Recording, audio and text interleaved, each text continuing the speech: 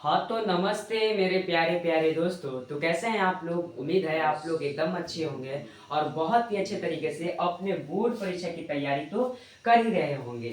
और मेरे प्यारे दोस्तों, मैं आज की इस वीडियो में आप सभी को क्लास 10th का हिस्ट्री पढ़ाने वाला हूँ, जो कि मैंने पार्ट 1 में अपना पूरा 100% दे दिया था। और इसमें भी प्रयास करूंगा आप लोगों के क्लास 10th के पार्ट 2 के वीडियो में अपना 100% देने के लिए। और तहे दिल से धन्यवाद मेरे प्यारे दोस्तों, जो कि आप लोगों ने उस वीडियो को 500 प्लस लोगों ने सर्च करके देखा है। ठीक है मेरे प्यारे दोस्तों, thank you thank you thank you. और प्रयास करते हैं कि आप लोग भी इस वीडियो में उससे ज्यादा ही व्यू लाएंगे, ऐसा हम प्रयास करते हैं। ओके, तो देखिए हम लोग तो बात करते हैं कि इसके लिए तो क्लास 10th के लिए जो कि हिस्ट्री पढ़ाएंगे, और इसका जो चैप्टर नंबर 1 करवा रहे हैं, जिसका नाम है मेरे प्यारे दोस्तों यूरोप में राष्ट्रवाद। जिसका नाम क्या है? तो यूरोप में राष्ट्रवाद, जो कि बहुत ही प्यारा चैप्टर है और वीवीआई चैप्टर भी है। इससे एग्जाम में बहुत सारा सवाल पूछे जाते हैं, ठीक ना। और ऐसा मतलब बहुत सारे हैं जो कि समझाते हैं, लेकिन मेरा अंदाज कुछ अलग ही रहता है समझाने का, ठीक है दोस्तों। तो देखिए, अगर हो सके तो अपने दोस्तों के बीच इस वीडियो को क्या कर दीजिएगा, तो शेयर करना नहीं भूलिएगा। ओके, तो इस वीडियो को दोस्तों के बीच शेयर भी कर दीजिए हो सके तो, ठीक ना। और जो जो वीडियो को लाइक नहीं किया है, लाइक की संख्या तो आप लोग को उम्मीद है कि 100 प्लस करिएगा इस वीडियो में, ऐसा हम भरोसा करते हैं। और चैनल पर नहीं होंगे तो चैनल को आपको सब्सक्राइब करना तो बनता ही है, तो चैनल को सब्सक्राइब करना नहीं भूलिएगा। ओके, तो चलिए हम लोग स्टार्ट करते हैं इस वीडियो को।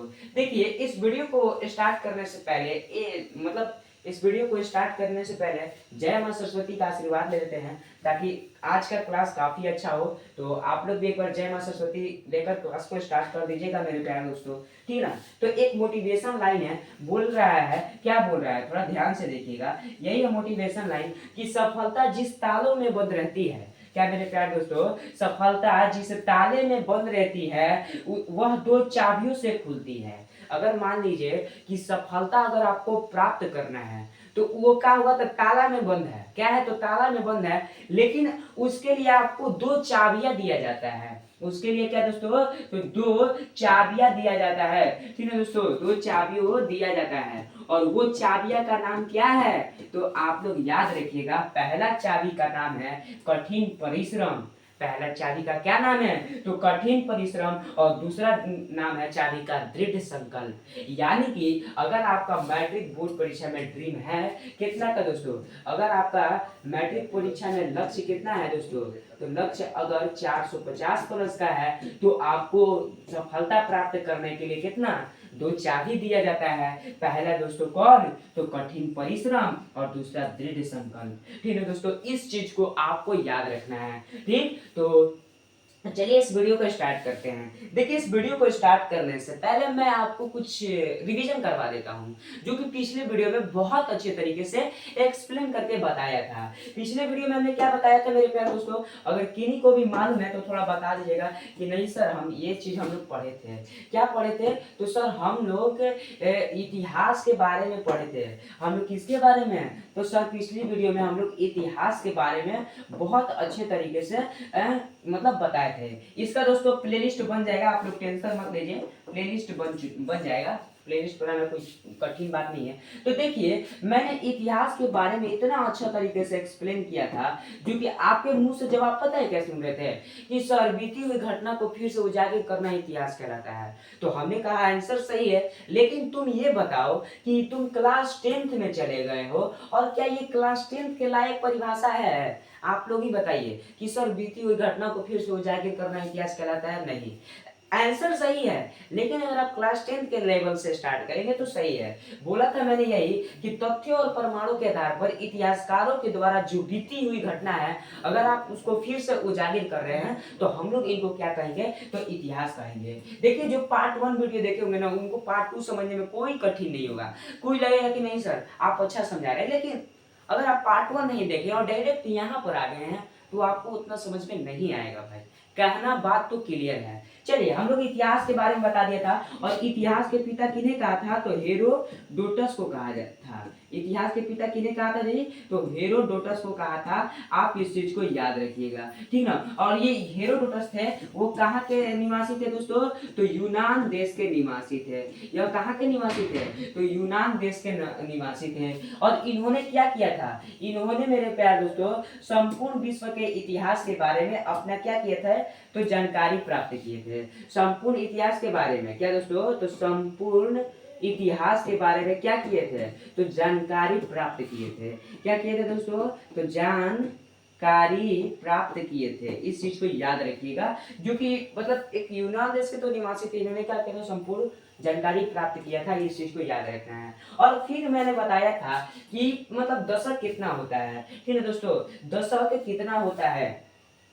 दशक कितने साल को कहा जाता है, इस चीज को याद रखिएगा। तो देखिए मैंने दशक और शताब्दी के बारे में बताया था। किसके बारे में? तो दशक और शताब्दी के बारे में बताया था। देखिए दशक मैंने बोला था 10 साल को, दशक कितने साल, कितने साल को? तो 10 साल को कहा था। और शताब्दी 100 साल को कहा था। इस चीज को याद रखिएगा, ठीक ना। और मैंने पुनर्जागरण काल के बारे में बताया था, जो कि बोला था। देखिए हम यहाँ पर मतलब वो पिछली वीडियो को पढ़ा नहीं रहे हैं, थोड़ा समझा दे रहे हैं ताकि भूल तो नहीं न गए हैं, रिवीजन करवा दे रहे हैं। तो देखिए पुनर्जागरण काल में क्या बताया था? तो 14वीं शताब्दी से लेकर क्या दोस्तों? तो 14वीं शताब्दी से लेकर 14वीं शताब्दी से लेकर 17वीं शताब्दी तक का जो काल है, लेकर 17वीं शताब्दी तक का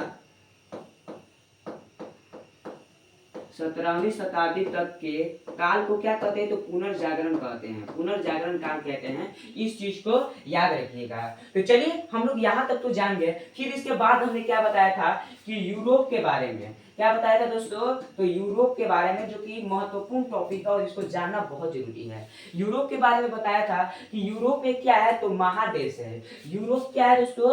तो महादेश है। इस चीज को याद रखिएगा। महादेश मतलब, रुके हम समझाते हैं आपको। यूरोप क्या है? तो एक महादेश है। और ये जो यूरोप है ना, महादेश मतलब कई देशों को मिलाकर एक महादेश बनाया जाता है। जैसे में ये यूरोप है, ये कितने देशों को मिलाकर अपना एक मतलब महादेश बना है? तो 44 देशों को मिलाकर।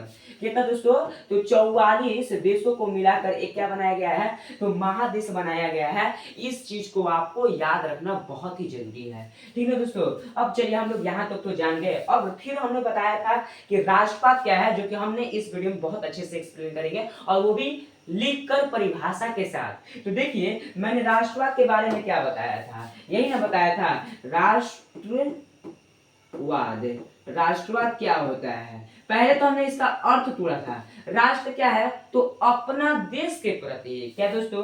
तो अपने देश के प्रति, अपने देश के प्रति। राष्ट्र मतलब क्या होता है? देश होता है, यही नहीं होता है जी, देश होता है। तो अपने देश के प्रति, और वाद मतलब क्या होता है? अपने देश के प्रति प्रेम की भावना हो, लगाव हो, क्या हो? देखिए लगाव हो, ठीक है दोस्तों। इस चीज को याद रखिएगा, लगाव हो, प्रेम की भावना हो, क्या हो दोस्तों? तो प्रेम की भावना हो। तो इन्हीं को क्या कहेंगे जी? तो राष्ट्रवाद कहेंगे। इस चीज को याद रखिएगा, ठीक ना। तो देखिए अगर आपका परिभाषा पूछे तो बोलिएगा, क्या बोलिएगा? इसको ऐड कर दीजिएगा, क्या? तो अपने देश के प्रति प्रेम की भावना या लगाव की भावना हो, उसे हम लोग क्या कहेंगे?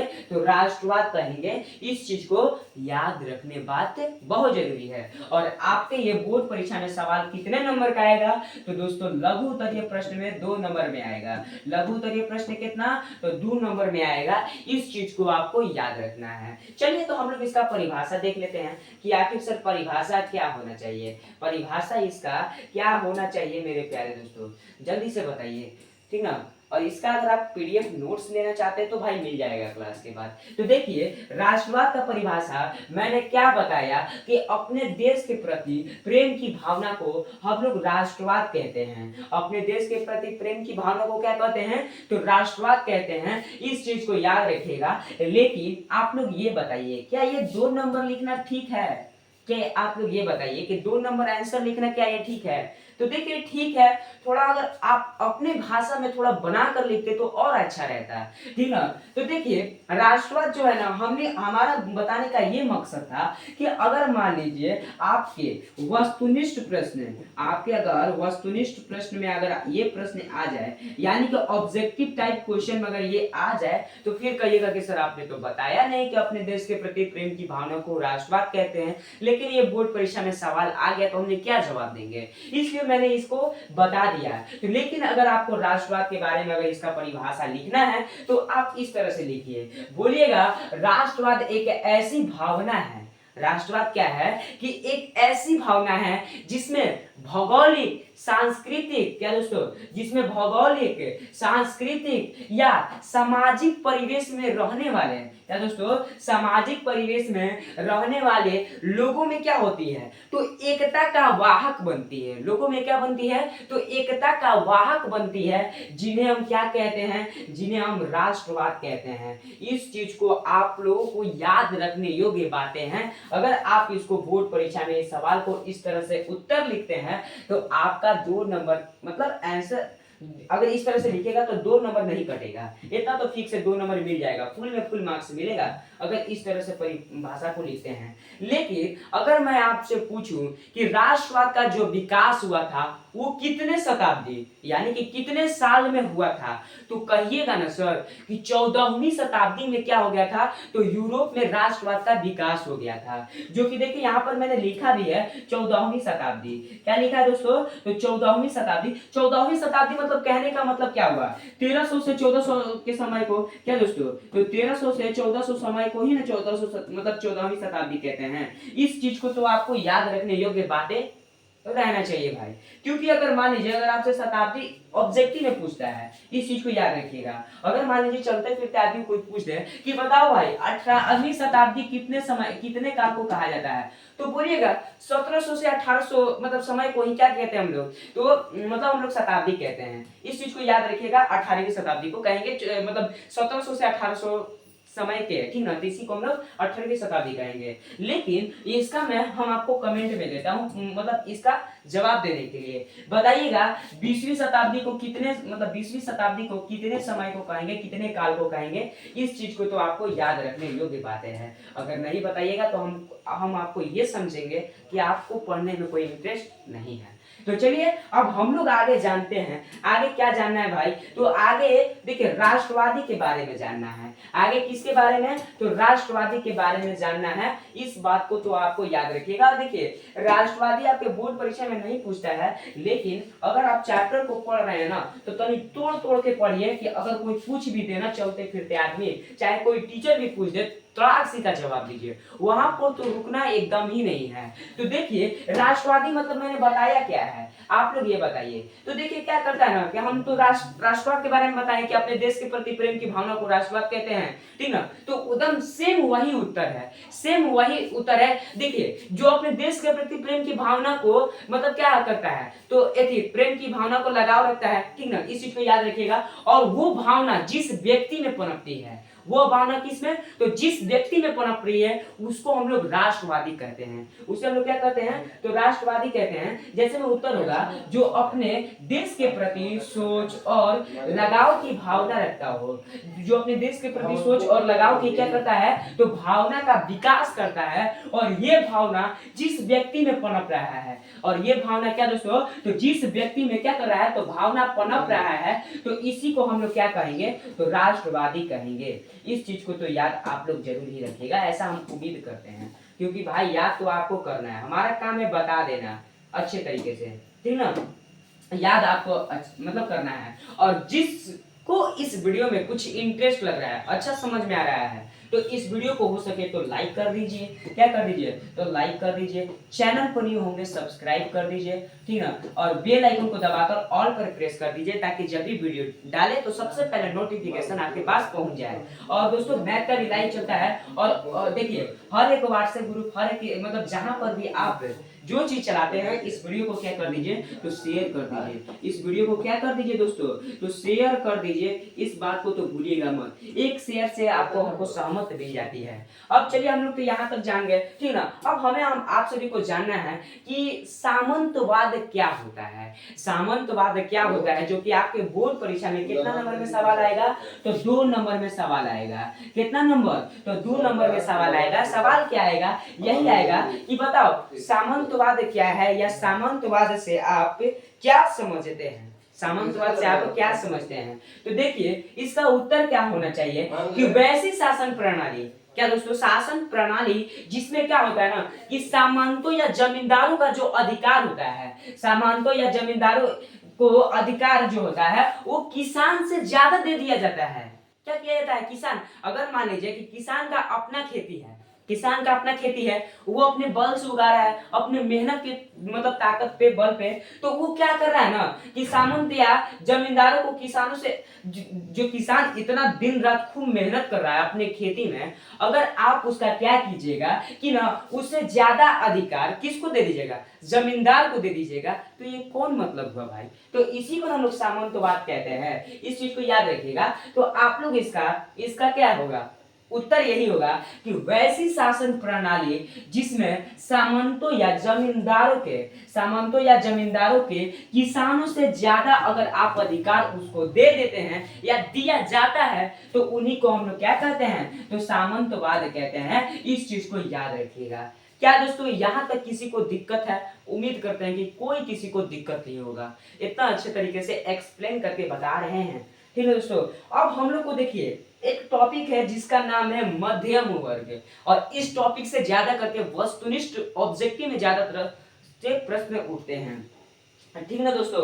तो देखिए इसमें क्या उत्तर होना चाहिए भाई, बताना किसी अगर कोई का मालूम है तो बताओ कि मध्यम वर्ग क्या होता है। तो देखिए कि समाज में रहने वाले वैसे लोग, क्या दोस्तों तो समाज में रहने वाले क्या है वैसे लोग जो अपना जीवन निर्वाह छोटे छोटे व्यापार, यानी कि इसका कहने का मतलब ये है कि मान लीजिए कि समाज में कोई व्यक्ति रह रहा है और उसका जो काम कार्य है, काम कार्य क्या है कि छोटे छोटे व्यापार, जैसे ना आप अभी कहीं भी देख रहे होंगे कि मजदूरी करना, क्या ये छोटा काम ही है, अवश्य है भाई। बालू ढोना, ईट मतलब ईटा मतलब ढोना, ये सब क्या है तो ये छोटा छोटा काम है, ठीक ना। तो इन्हीं को क्या कहा जाता है कि मध्यम वर्ग कहा जाता है, जो कि उत्तर होना चाहिए कि समाज में रहने वाले वैसे लोग, क्या मेरे प्यारे दोस्तों समाज में रहने वाले वैसे लोग, ठीक ना, समाज में रहने वाले वैसे लोग जो क्या करते हैं ना कि अपना जीवन निर्वाह छोटे छोटे व्यापार करके या छोटा छोटा नौकरियां करके,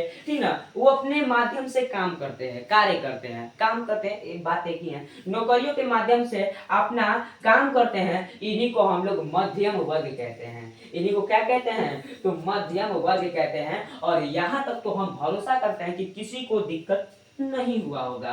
क्या दोस्तों मजा आ रहा है एक बार क्लास में, ठीक ना। अगर मजा आ रहा है क्लास में ना तो भाई एक बार अवश्य बता दीजिए, एक बार क्लास में अवश्य बता दीजिएगा कि क्लास कैसा लगा। आप लोग लास्ट में तो जल्दी से बता दीजिएगा कि क्लास कैसा लग रहा है,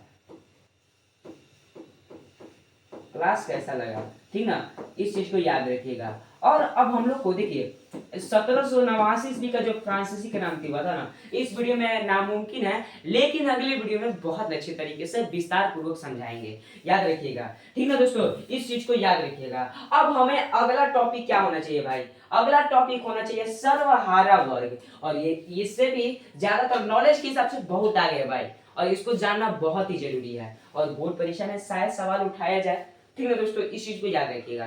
तो देखिए सर्वहारा वर्ग क्या होता है, ठीक ना, तो लिखिएगा समाज में रहने वाले वैसे लोग, क्या, और समाज में रहने वाले वैसे लोग जिसमें गरीब, किसान एवं मजदूर शामिल होते हैं, जिसमें क्या आ रहा है गरीब भी शामिल हो रहा है, मजदूर भी शामिल हो रहा है, ठीक ना, और किसान भी शामिल हो रहा है, तो उसे ही हम लोग सर्वहारा वर्ग कहते हैं। उसे हम लोग क्या कहते हैं, तो सर्वहारा वर्ग कहते हैं। इस चीज को याद रखिएगा। और जिसके पास पैसा का अभाव हो, पूंजी का अभाव हो, उन्हीं को सर्वहारा वर्ग कहते हैं। और इनकी स्थिति क्या होती है कि दयनीय होती है। इनकी स्थिति क्या होती है सर्वहारा वर्ग की, कि दयनीय होती है। इन्हीं को हम लोग सर्वहारा वर्ग कहेंगे। उम्मीद करते हैं कि यहाँ तक किसी को कोई दिक्कत नहीं हुआ होगा। किसी को दोस्तों कोई दिक्कत तो नहीं हुआ होगा, कोई दिक्कत नहीं ना, ठीक है दोस्तों, कोई दिक्कत नहीं हुआ होगा। ठीक, चलिए अब हम लोग आगे जानते हैं, आगे जानना है कि साम्राज्यवाद के बारे में। क्या कि साम्राज्यवाद क्या होता है। देखिए साम्राज्यवाद क्या होता है कि ऐसा देश जो कि क्या करता है ना, कि मान लीजिए एक बड़ा देश है, वो क्या कर दिया कि छोटे देश पर अपना जबरदस्ती क्या कर दिया, तो मतलब जमा लिया, जबरदस्ती क्या कर दिया, तो अपना अधिकार उस पर जमा लिया। तो इन्हीं को हम लोग क्या कहेंगे, तो साम्राज्यवाद कहेंगे। जैसे एक उदाहरण के तौर पर समझिए, जैसे ना मेरा भारत देश है। देखिए हम उदाहरण के द्वारा केवल समझाने का योग बता रहे हैं, ये किसी के विरुद्ध नहीं है, ठीक है, इस चीज को याद रखिएगा। जैसे में क्या है कि भारत देश है, जैसे में भारत देश है, और ये क्या हो रहा है कि भारत देश जो है ये क्या कर रहा है कि अपना एक क्या कर रहा है कि जबरदस्ती छोटे अधिकार देश पर, जैसे में छोटा अधिकार, जैसे हम पाकिस्तान को ले लेते हैं, ठीक है, पाकिस्तान को ले रहे हैं, ठीक है, और इस पाकिस्तान को क्या कर रहे हैं कि अपना मतलब जबरदस्ती अधिकार को क्या कर ले, जमा ले रहे हैं। तो इन्हीं को हम लोग साम्राज्यवाद कहेंगे। और ये आप लोग मतलब हमको आपको नॉलेज के हिसाब से बताना था, समझाने का प्रयास करना था। यहाँ कोई विरुद्ध नहीं है मेरे दोस्त, इस चीज को याद रखिएगा। तो आप इसका उत्तर क्या लिखिएगा, लिखिएगा जब कोई बड़ा देश किसी छोटे देश पर अपना क्या कर दे, जोर जबरदस्ती करके उस देश पर अपना अधिकार जमा ले, तो उन्हीं को हम लोग साम्राज्यवाद कहते हैं। उन्हीं को हम लोग क्या कहते हैं दोस्तों, तो साम्राज्यवाद कहते हैं। इस चीज को आपको याद रखना है, इस चीज को आपको क्या तो याद रखना है। अब हम लोग का लास्ट टॉपिक आता है दोस्तों कि क्या, तो अच्छा आपको बताना होगा कि हम तो साम्राज्यवाद के बारे में बताए भाई, इसका अर्थ क्या होता है, साम्राज्यवाद का अर्थ आखिर होता क्या है। किसी को मालूम है क्या कि सर साम्राज्यवाद का अर्थ क्या होता है, बताइए। आप तो बता दिए कि मतलब एक बड़ा देश है जो कि छोटा देश पर जबरदस्ती अपना अधिकार जमा ले, तो उन्हीं को हम लोग साम्राज्यवाद कहते हैं। तो मतलब इसका अर्थ क्या होगा भाई, अगर मान लीजिए कोई पूछ दे, चलते फिरते बताओ, ज्यादा पढ़ लिया है तो साम्राज्यवाद के बारे में हम जानते हैं कि तुम पढ़ लिया है, इसका अर्थ बताओ। तो आप इसका क्या अर्थ का जवाब दीजिएगा, यही जवाब दीजिएगा कि साम्राज्यवाद का अर्थ यह होता है शोषण करना। क्या दोस्तों, तो शोषण करना होता है। इस चीज को आपको याद रखने योग्य बातें हैं, ठीक है मेरे प्यारे दोस्तों। तो साम्राज्यवाद याद रखिएगा। ओके मेरे दोस्त, तो कैसा लगा ये वीडियो, उम्मीद है कि आप लोग वीडियो याद रखिएगा। और कल का टॉपिक क्या होना चाहिए मेरे प्यारे दोस्तों, कल का क्या होना चाहिए, तो कल हम लोग देखिए किस चीज के बारे में बताएंगे, हम आप लोग जान लीजिए। फ्रांसीसी क्रांति के बारे में बताए थे जो कि 1789 ईस्वी में हुआ है, उसके बारे में फ्रांसीसी क्रांति के बारे में बताएंगे, ठीक ना, इस चीज को याद रखिएगा। पहला टॉपिक। दूसरा टॉपिक होगा नेपोलियन बोनापार्ट के बारे में। क्या दोस्तों, तो नेपोलियन बोनापार्ट के बारे में हम बताएंगे, नेपोलियन बोनापार्ट के बारे में हम इसको अच्छे से एक्सप्लेन करेंगे। इनका जन्म कब हुआ था, इनका मृत्यु कब हुआ था, अपने जीवन में ये क्या क्या किए थे, इनका मृत्यु आखिर कैसे हुआ, ठीक ना, आखिर ये जो मतलब युद्ध के ललकार में थे, तो इन्होंने युद्ध में क्या किया, क्या अच्छा काम किया, क्या खराब काम किया, इसका कारण क्या था, ये जो काम किए हैं इनके कारण क्या था, इनका परिणाम क्या था, सारा वीडियो अगले क्लास में मिल जाएगी, ठीक है दोस्तों। तो उम्मीद है कि ये वीडियो आपको अच्छा लगा होगा। अगर अच्छा लगा है तो दोस्तों इस वीडियो को हो सके तो दोस्तों के बीच ज्यादा से ज्यादा शेयर भी कर दीजिएगा, हाँ, और चैनल पर ही होंगे तो सब्सक्राइब भी कर दीजिएगा, ठीक है दोस्तों। और वीडियो को लाइक कर दीजिएगा जरूर ही। ओके, तो चलिए दोस्तों मिलते हैं हम लोग क्या तो अगले वीडियो में, जो कि बहुत शानदार और जानदार और मैं अपना 100% देने का प्रयास करूंगा। तो चलिए मिलते हैं अगले वीडियो में, तब तक के लिए हंसते रहिए, मुस्कुराते रहिए, पढ़ते रहिए। जय हिंद, जय भारत, बाय दोस्तों।